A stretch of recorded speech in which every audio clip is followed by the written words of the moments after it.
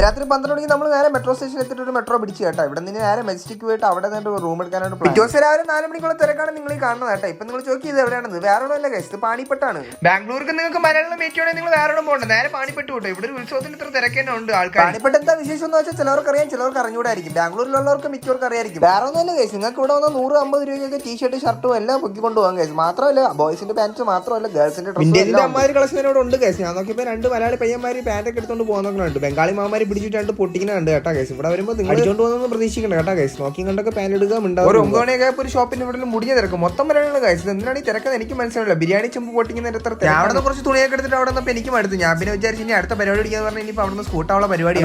ഭക്ഷണം ബിരിയാണി എന്ന് കേട്ടോ. ബിരിയാണി കഴിക്കുന്ന വീഡിയോ എടുക്കാൻ മറന്നുപോയി. ബിരിയാണി വെച്ചിട്ട് നേരെ ഏതോ പാർക്കിലൊക്കെ പോയിട്ട് ഫ്രണ്ട്സോട് ചെയ്തായിട്ട് ചില്ലുന്നു. ഈ മച്ചമേനെ അടിപൊളിയായിട്ട് നല്ലൊരു ഗിറ്റാർ വാങ്ങിക്കുന്നുണ്ട് കേട്ടോ. പിറ്റേ ദിവസം രാവിലെ 3 മണിക്കുള്ള വണ്ടിക്ക് നമ്മൾ നാട്ടിലേക്ക് തിരിച്ചു പോകാൻ പ്ലാൻ ഉണ്ട് കേട്ടോ. ഇവിടെയാണെങ്കിൽ കാലൂത്തമ്മൂന്ന് സ്ഥലമില്ലാത്ത വണ്ടി കയറാണ്. ബുക്കിംഗ് ഫുള്ളായതുകൊണ്ട് നമ്മൾ ലോക്കലാണ് കേട്ടോ കയറി വന്നത്. ഇവിടെയാണെങ്കിൽ കാലൂത്തമ്മൂന്ന് സ്ഥലം തിരക്ക്.